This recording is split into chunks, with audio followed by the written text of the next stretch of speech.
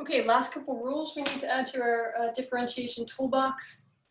And so I moved the easy ones down at the bottom, linear, constant, sum, and difference, and then I added the two more that we have, the product and the quotient rule.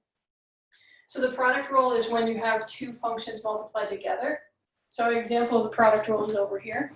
We actually have an x squared power function times an exponential e to the minus x. So you can really think of it as like, didn't show it with parentheses, but you have a first times a second. And then we'll go ahead and apply the product rule. It's going to be the first times the derivative of the second plus the second times the derivative of the first. There's a couple ways this is written in towards the end of the chapter. So the product rule, the title is called the right product rule. Lots of people guess at it the wrong way, including Leibniz, the inventor of calculus. His first guess was wrong, but he eventually got to this right one here. So it can be written with G's and H's, or I like to just have first and second. There's a first thing, a second thing, multiplied. Several examples there. Some practice problems on the next page. And then our quotient rule, lots of different ways of writing that as well. And you might have learned an acronym if you had calculus in high school, and some of those are shown. So if your function is G's and H's, or numerators over denominators, or highs and lows, the mnemonic was low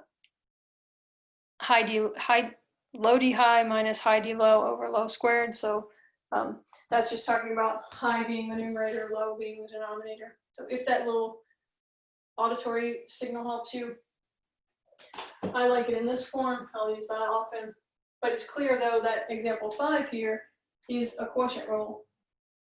You could massage 5 to make it fit the product rule, right? Another way of writing this is x minus 3 times e to the minus x. Using the law of exponents, this crosses the bar, the exponent changes to the negative, and then it's a product rule, right? So you can do it either way. Often that happens that some students would only learn the product rule and they turn everything, even if it was a quotient, into a product rule. That's doable too. So whichever you like, we're going to practice both ways here. In fact, let's go ahead and start with number 5, maybe. So the question says, is this function increasing, decreasing, or neither at 1? What's a really easy way to do this and check your work? Graph it. Go to 1. Is it leaning this way or is it leaning this way? And you'll be able to visually check your work, and then we want to show algebraically that we can also do that. Again, good reason why we need to learn these rules. Check out your challenge problems. All right, so this one gives us a chance to practice the quotient rule over here. So our numerator is x minus 3, our denominator is e to the x, and we just go ahead and plug in to our rule. So the derivative, we're going to get the derivative at any x, and it's going to have this form.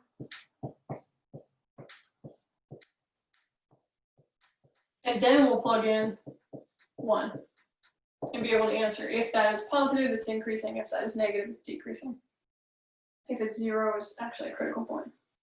Okay, so the structure again, something times something. So it's actually the denominator times the derivative of the numerator minus the numerator times the derivative of the denominator, all over the denominator squared.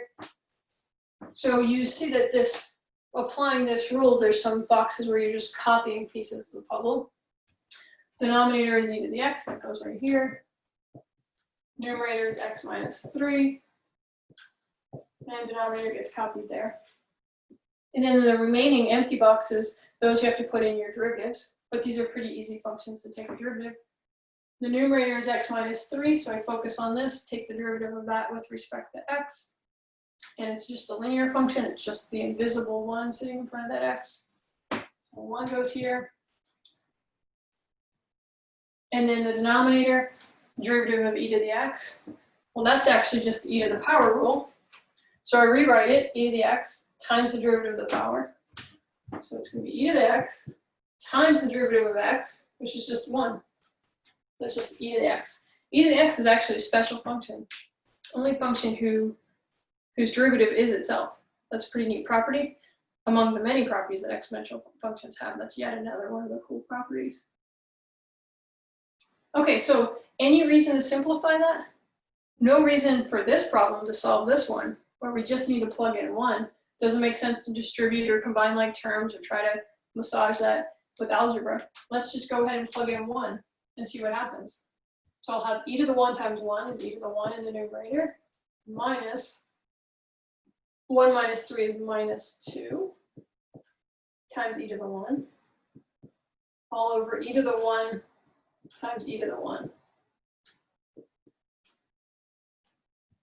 Okay, so that's e to the 1 plus 2 e to the 1 over e to the 1 squared, which is, in the numerator, 3 e to the 1s over e to the 1 squared, which, again, you can get out a calculator, get out a tech tool, give me a precise answer, but hopefully at this point you can just also see that positive number divided by a positive number squared, positive divided by positive is positive. It's positive, greater than 0. Therefore, the function is increasing at x equals 1. Good idea to go ahead and graph that function and go to 1 and see what happens. It's definitely going to have a positive leading line. Okay, that's number 5. We got to practice using the quotient rule. So let's do number 4 now, which is going to give us practice using the product rule.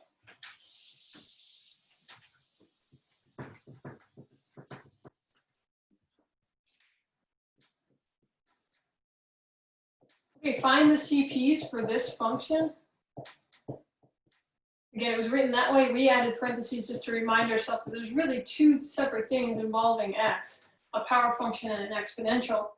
And because it's written that way, the only way we can take the derivative is with the product rule. We're going to take the derivative and then set that derivative to 0 so we can find the CPs and do the first part. And then we'll get to review intervals of increase and decrease. Okay, so the product rule also has a structure. Something times something plus something times something. What are the somethings? Those are first times derivative of the second plus the second times derivative of the first. Some copy boxes, so fill those in. The first function is x squared. The second function goes here. Then the derivative of the second function sits here. So I go e to the minus x and take its derivative. That's an e to the power function. So I come over here to my e to the power rule, rewrite it, and multiply by the derivative of the power. So it's e to the power, I rewrite it, and then multiply times the derivative of minus x, which is the linear rule, so it's minus 1. So minus e to the minus x is the derivative of the second function. Derivative of the first function, that's a really easy one at this point for us. It's times the power down in power, a power rule. All right, the reason I wanted to do this one is that you'll see throughout this term that this function will appear, or this type of equation will appear. This is a exponential equation, but it's also got this, like, some stuff before a plus sign, some stuff after a plus sign. So the method of attack is going to be to try to factor something out that's common to each part. So there's, again, really this part and this part.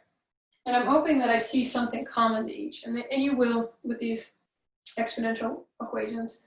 I see that they each have a e to the negative x, and they each have an x. So I'm going to pull that out. I'm going to factor out an x, e to the minus x. And then that'll leave me with something in front of the plus sign and some more stuff that's left over behind the plus sign. In this case, what's in front of the plus sign that's left over, that's not included when I pulled out the x, e to the minus x, is the minus sign and another x. So this would be a minus x. If you're having trouble seeing that, it might help to distribute back. Minus x times x e to the minus x is minus x squared e to the minus x. So it matches. Kind of working backwards in your distributing. Okay, now I factored out of the second term. I factored out an x e to the minus x out of this term. And what's left is just the 2. Again, you can always check that you've done this correctly by distributing in the other direction. This times this, plus this times this. You do get back to here.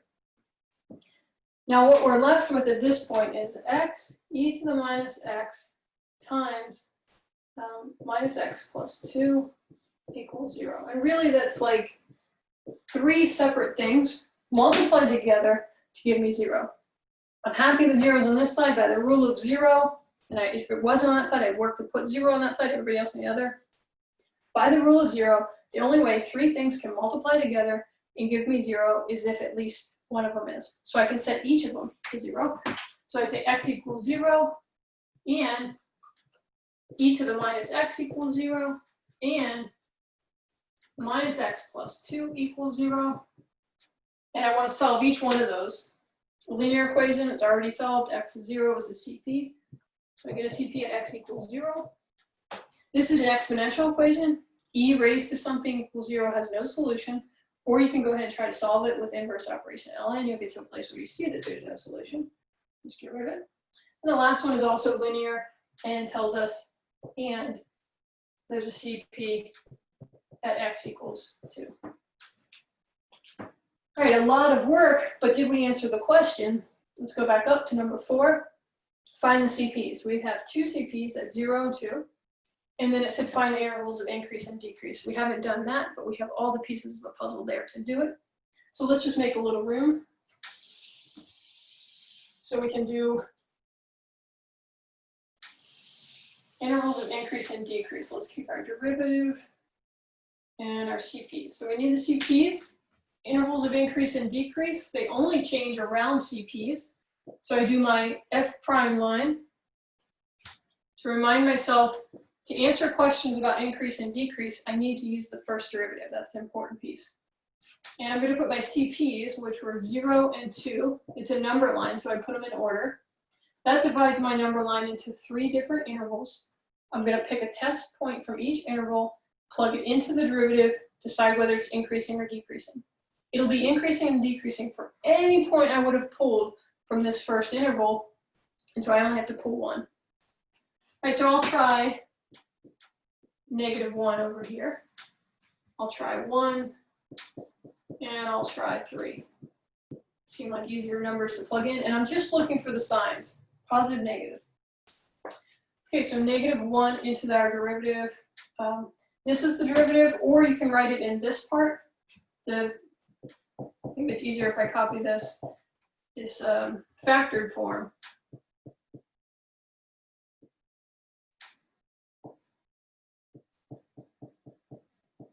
Right, those are the same thing. Probably easier to plug into this times this times this, right? So -1, that'll be -1 is a negative.